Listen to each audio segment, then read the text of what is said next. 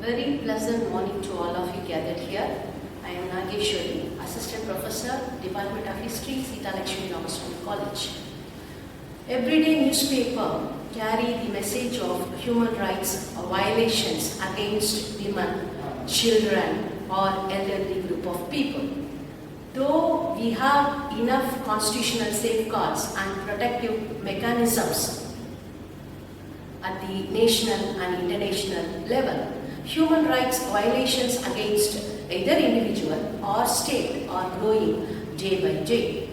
In this context, a basic understanding of the concept of human rights, its classification, and how did the concept evolve during the course of the time, and the various safeguard measures taken by the state government at the national and international level in the need of the hour. Let us discuss what are human rights. Human rights are what each and every human being is entitled to enjoy a dignified and secure life in the society. We do not learn human rights from the books. It is the inherent rights of all human beings. Otherwise, we call it by the term of natural rights.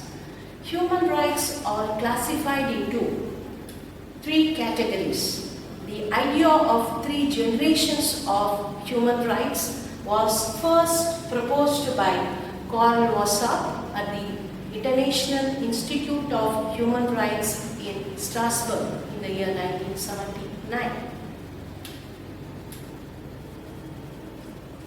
First generation rights are civil and political rights, which include freedom of speech, right to a fair trial, freedom of religion, right to vote. Second generation of rights are economic, social and cultural rights, which include right to housing, right to employment, right to health, right to social security. Third generation of rights are called as emerging rights, which include protection of the environment, protection of the natural resources and right to sustainable development. Articles 1 to 21 of Universal Declaration of Human Rights and ICCPR, it contains details regarding civil and political rights. Articles 22 to 27 of UDHR and ICSR, it contains details regarding economic, social and cultural rights. Why did the concept of human rights evolve? What was the need of the time? The world witnessed two major wars. The horrors and terrors of First and Second World War led to the emergence of human rights. In India, during the time of First World War, revolutionary activities had taken place against British rule. British wanted to curb all the revolutionary activities and they have passed series of seditious acts. One such act was Rowlatt Act that was passed in the year 1919, by which anybody could be arrested at any time without warrant and without reason. By passing this act, British tried to curb the right of habeas corpus, which were the foundation of civil liberties in Britain. During the phase of national movement, in order to curb the nationalistic sentiments and feelings and nationalistic ideologies, British tried to pass many seditious acts and many leaders and nationalists were imprisoned. For example, during the phase of Swadeshi movement, the leaders such as VOC, Subramania Shiva and other leaders were imprisoned for their seditious speeches against colonial rule. They were put under penal diet and the prison conditions were not conducive to them. Naturally, that led to physical and mental health issues. For example, Subramania Shiva, he suffered with leprosy due to prison conditions. And one Krishna Swami Sarma, young seditious preacher, he became mentally ill. And one Etiraj Surendranath Arya, he tried to commit suicide. So these are all very few instances. The primary records available in the Tamil Nadu State Archives, Chennai, it speaks volumes of atrocities and human rights violations done by the British to its colonial people in India. In the year 1990, Jallianwala Bagh massacre, the worst incident ever recorded in the history of India, by which many innocents they lost their life. In these circumstances, UN took shape in the year 1945. UN Charter was framed in the same year, and we have a list of UN organs: General Assembly, Security Council, Secretariat, Trusteeship Council, International Court of Justice, Economic and Social Council. Their main concern was to maintain international order and peace, and to establish cooperation among states, and to have friendly relationship among the nations. The Universal Declaration of Human Rights was adopted by the General Assembly on 10th December 1948. It contains a list of human rights. Here we have a question. Already we are having UN Charter, and what was the pressing need of having another International Bill of Rights? The need of International Bill of Rights, it was felt for a number of reasons.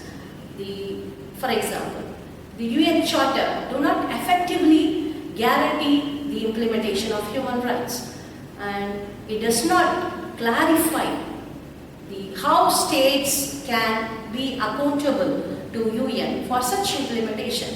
The obligation of the states remain unclear and undefined. So, International Bill of Rights in the form of Universal Declaration of Human Rights was adopted and drafted by John Peters Humphrey from Canada, and his associates were Rennie Casey, P.C. Chang China, and Charles Malik from Lebanon. Eleanor Roosevelt from USA, she was the first chairman in the drafting committee of UDHR. Universal Declaration of Human Rights, it contains 30 articles. Articles 1 to 21, it contains a list of civil and political rights. Article 22 to 27, economical, social and cultural rights. Remaining 3 articles are general applications. It provided a common standard for all the people. It is called as Magna Carta of mankind. It has a moral force but no legal binding effect. Apart from UDHR, we have a list of UN treaties exclusively for civil and political rights, economical, social, cultural rights, women, children and minorities. Let's have one by one. ICCPR, International Covenant on Civil and Political Rights, that was adopted by the UN General Assembly in the year 1966. ICESR, International Covenant on Economical, Social and Cultural Rights, that was adopted by the UN General Assembly in the year 1966. CEDAW, Convention on the Elimination of Discrimination Against Women, 1979, and CRC, Convention on the Rights of the Child, that was adopted by the UN General Assembly in the year 1989. In India, we have a list of freedoms enshrined in the Constitution, Part 3 of the Indian Constitution, that speaks fundamental rights.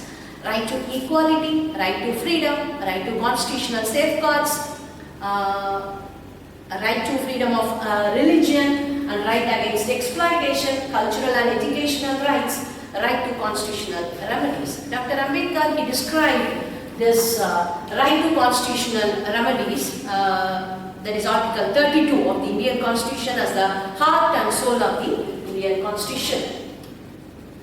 Part 4 of the Indian Constitution, it contains a list of directive principles of state policy. These are all directions to the state to maintain welfare community.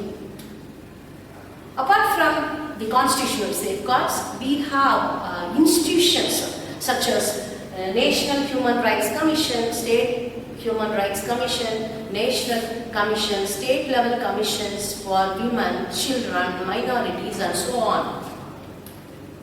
Apart from that, we have a list of NGOs and voluntary organizations, those who are continuously working for the promotion of human rights. At the international level, Amnesty International, UK-based NGO. At national level, we have People's Watch and PUCL, and another international level NGO, Human Rights Watch, are the best example, those who are working in the field of human rights.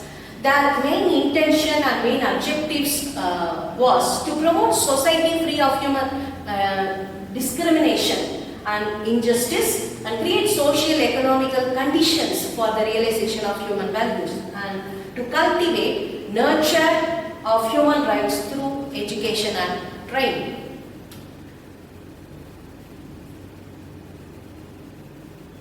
These NGOs are working by intervening method. Their methods of intervention are, one is human rights monitoring. Human rights monitoring can be done by appointing zonal monitoring associate, regional monitoring associates, and by forming fact-finding teams. They try to present the reality to the government, and they presented the reality in the International Court of Justice. And the second one is legal intervention. By appointing, by the help of human rights lawyers, they try to give justice to the victims. And third one is by imparting human rights education. They try to inculcate human rights knowledge and awareness among younger generations. Women were victimized not only by the terrorist group or state or unknown people, but by their own family itself. There are numerous evidences documented in the reports of Amnesty International. One such report was submitted by the Amnesty International in the year 2017 to 18. The findings of Amnesty International report on India 2017 to 18 documented there is 38,000 crimes against women were registered in the year 2016. With this, 110,000 cases of violence by husbands and relatives. This is very pathetic and heartbreaking violence against women. And the latest UNESCO report says in the world's poorest countries, around 1 in 4 children are engaged in child labor. So not only women and children, but the human rights defenders, those who are continuously engaging human rights protective activities, they themselves do face challenges and threats. That is in the form of by refusing foreign funding to them, or by threatening to their families, or by imprisonment. So the society is not safe. What can we do? How can we minimize human rights violation? Or how can we create violation-free society? One is by imparting human rights education to all stakeholders of the society, we can bring change. And another one is by inculcation of human rights culture among younger generation. Above all, self-realization is the best medicine for the promotion of human rights. Thank you.